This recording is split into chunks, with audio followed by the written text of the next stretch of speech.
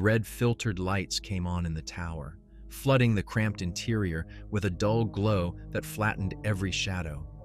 No one needed to be told what it meant. In Delta 7, red was not panic, it was preparation. Lieutenant Alden gave the order in a low voice. Outer perimeter, 2 fire teams. Inner cover, 2 men per sector. Maintain light discipline. Thermal optics up, PRC-25 on listening watch only.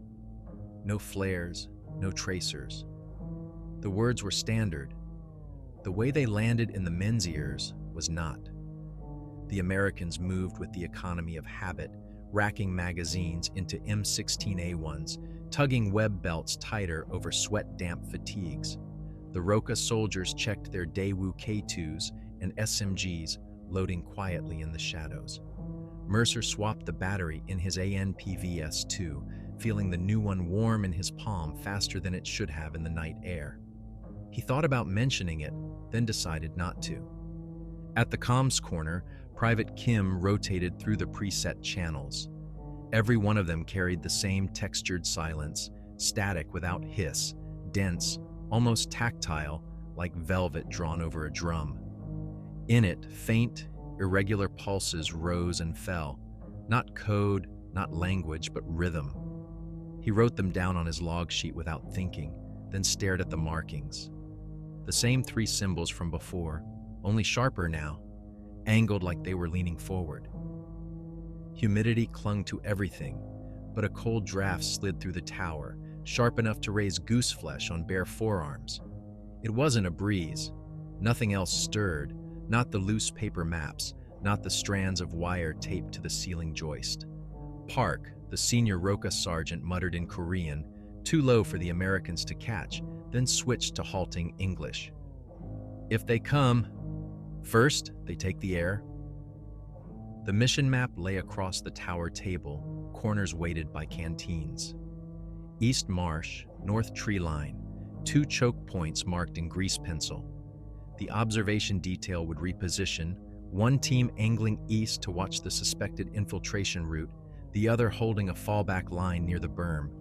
The plan assumed human opposition. No one asked what to do if that assumption failed. Alden bent over the map. Slow movement. Eyes open, safety's on until confirmed. He didn't say, don't shoot unless you have to. He didn't have to. Out here, an unplanned shot could pull half the peninsula awake.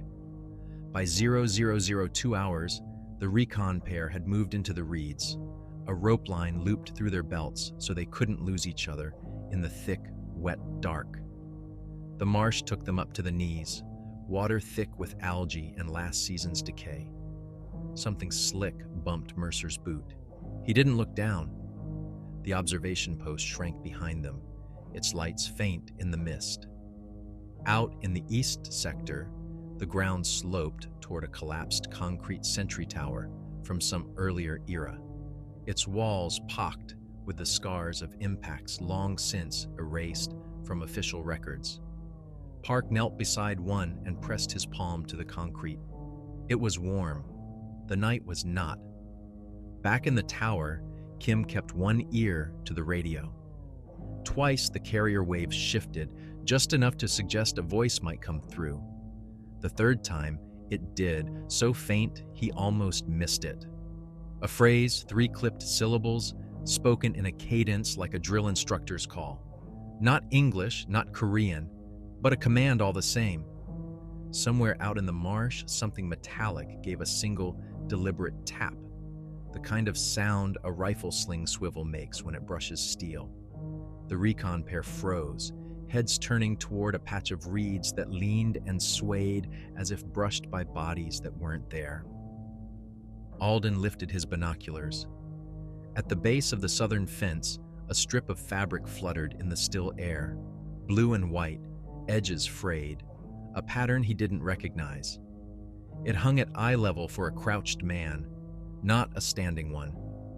He looked away to scan the tree line, and when he looked back, it was gone.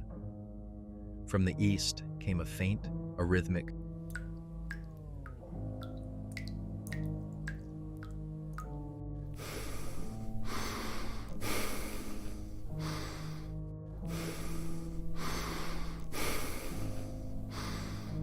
Crunch. Heel. Toe. Pause. Heel again. Mercer's voice whispered over the field phone. "Sir, they're pacing us.